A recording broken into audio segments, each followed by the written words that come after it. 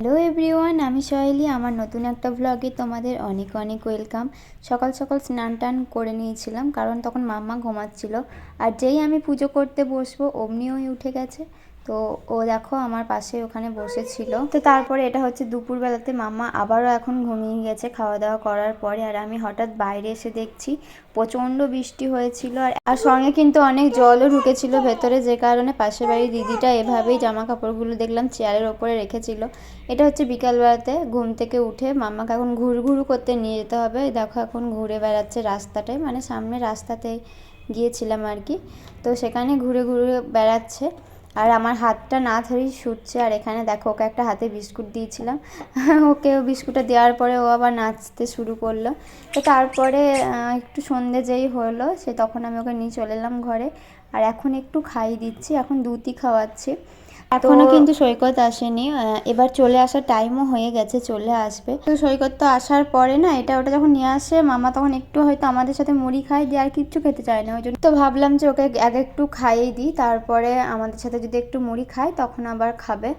তো এখানে ওকে আমি একটু গরম গরম দুধই খাওয়াচ্ছিলাম এই টাইমটাতে। প্রত্যেক দিন একই রকম খাবার দিই না ওকে, মাঝে মধ্যে চেঞ্জ করে দিই। আর এখানে না উপরে দিদি আমাকে ডাকছিল, এই জন্য আমি একটু বাইরে গিয়েছিলাম। তো এখানে দেখো আমি ভিডিওটা এখন এডিট করছি, তখন দেখতে পাচ্ছি এখানে ও গামছাটা ওই দিক থেকে নিয়ে এলো, দিয়ে এখানে একটু দুধটা নিচে পড়ে গেছিলো, ওইটা ওকে পরিষ্কার করছে। তো আমি তাড়াতাড়ি আসছিলাম, যে আমি ভাবছিলাম যে গ্লাসটা নামানো ওটা যদিও ভেঙে দেয়, কারণ এর আগেও একটা গ্লাস ছিল ওটা ওই ভেঙেছে, মানে ওই আর কি খেলতে খেলতে ভেঙে দিয়েছে। তারপরে এই দেখো এখানে আমি রান্নাঘরে এসেছিলাম ওকে খাওয়ানোর পরে, আর ও একটা একটা করে আসছে আর জিনিস নিয়ে যাচ্ছে এখান থেকে। তো এখনও সৈকত কিন্তু আসেনি, আমি ভাবলাম যে একটু আটাটা মাখিয়ে রাখি। হ্যাঁ, আজকে লুচি করব জানো তো, লুচি আটা দিয়ে করব, ময়দা দিয়ে সৈকত একদম খায় না, মানে ও ভালোই লাগে না, আমাকে বারণ করে দিয়েছে যে একদম ময়দার জিনিস ও আর খেতে চায় না এখন খুব একটা। তো আমি ময়দাটা আনা হয় শুধুমাত্র নিমকি করার জন্য, কারণ চায়ের সাথে না নিমকিটা খেতে খুব ভালো লাগে। তো সব সময় করা হয় না নিমকিটা, এখন যেমন অনেক দিন থেকে ময়দাটা এনে রাখা আছে, এবার আমাকে পুজোর আগে ভাবছিলাম নিমকিটা করব।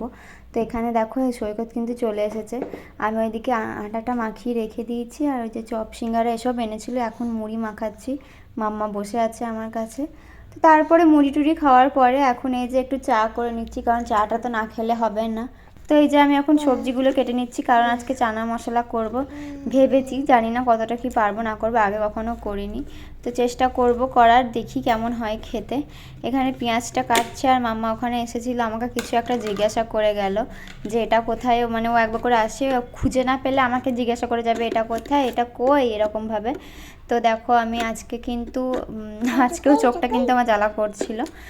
তো এখানে কিন্তু মাম্মা সমানে আমার পাশে বসে খুটু করে আওয়াজ করে যাচ্ছে, আর সঙ্গে কিন্তু কথাও বলে যাচ্ছে।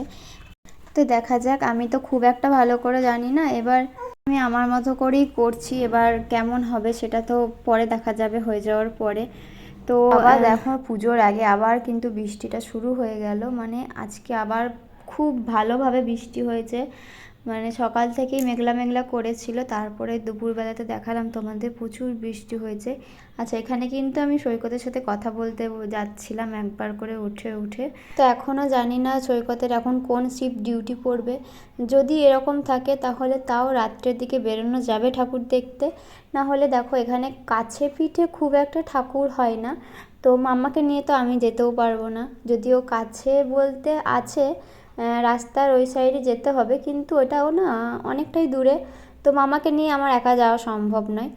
তো ওর এখন কোন শিফট ডিউটি পড়বে তার উপর আমাদের যাওয়া নির্ভর করছে। আর যদি ধরো হঠাৎ করে বি শিফটে দিয়ে দেয় ওকে ডিউটি, মানে তাহলে তো যাওয়াই যাবে না আর। তো দেখা যাক কী হয় না হয়, সে তো দেখতেই পাবে। তো এখানে আমি রান্নাটা চাপিয়ে দিচ্ছি, আর তারপরে যদি এরকম বৃষ্টি শুরু হয়ে যায় না তাহলে তো ব্যাস পুরো পুজোটাই মাটি হয়ে যাবে। তো কি করা যাবে দেখা যাক। কালকে তো মহালয়া, মানে আজকে আমি ভয়েস ওভারটা দিচ্ছি, যাই হোক আজকে মহালয়া হয়েও গেছে, তোমরা মহালয়ার পরেই ব্লগটা দেখতে পাবে। তো দেখো এখানে আমি একটু কষিয়ে নিচ্ছিলাম। তো তারপরে এবার আমি এইটা করার পরে এবার আমি লুচি ভাজবো। আর এখন মোটামুটি ওই 8টা মতন বাজে। সৈকত তো এখন মাম্মাকে নিয়ে খেলছে, মানে ওই বাইরে একটু ঘোরাঘুরি করছে। তো ও এখন ওইদিকে আছে। আমি ভাবলাম যে একবারেই করে নিই। প্রথমে জানো তো ভেবেছিলাম যে লুচিটা পরে করব, তারপরে এসব করতে করতে দেখলাম 9টাই বেজে গেল। এখানে একটু কাসুরি মেথি দিয়ে দিচ্ছিলাম। তো তারপরে ভাবলাম যে ঠিক আছে যে করেই নিয়ে একবারে, মাম্মা যেহেতু এখন সৈকতের কাছে আছে তো আমি একবারে করে নিই, না হলে আবার অনেকটা দেরি হয়ে যাবে। মাম্মা জানো তো লুচি খেতে প্রচণ্ড ভালোবাসে, তো ওই জন্য ওর জন্য আরও তাড়াতাড়ি করে নিচ্ছিলাম। ও খাবে, আর ওকে রাত্রে আর কিছু দেবো না, ভারী কিছু দেবো না। পরে একটু ভাবছি যে স্যারেলাক বা কিছু দিয়ে দেবো, কারণ ও লুচি একটা দুটো খেয়ে নেয়। তো সেই জন্য ভাবছি যে আর কিছু দেবো না, সঙ্গে এই সবজিটাও খায়। মানে সবজিটা শুধু খায় না, কিন্তু ওই লুচির সাথে ও কিন্তু ওইভাবেই লুচির সাথে নিয়ে খায়। তো দেখো আমি এখন লুচিটা ভেজে নিচ্ছি। তো এই লুচি ভাজা হয়ে গেলে আগে দেখো মাম্মা কিন্তু ওই সাইডে দাঁড়িয়ে আছে, মানে ওকে দিতে হবে। তো ওখানে ওর জন্য আগে একটা আমি সাইড করে তুলে রাখলাম, মানে একটু ঠান্ডা হলে ওকে আমি দেবো। তো এরপরে আমি ভাবলাম সৈকতকে দিয়ে দেবো খেতে, কিন্তু ও আবার বললে এখন খিদে নেই। তো যাই হোক আমি ওটা খেয়ে নিয়েছিলাম। তো আজকের ভ্লগটা এই পর্যন্তই। দেখা হচ্ছে তোমাদের সাথে নেক্সট ভিডিওতে। টাটা।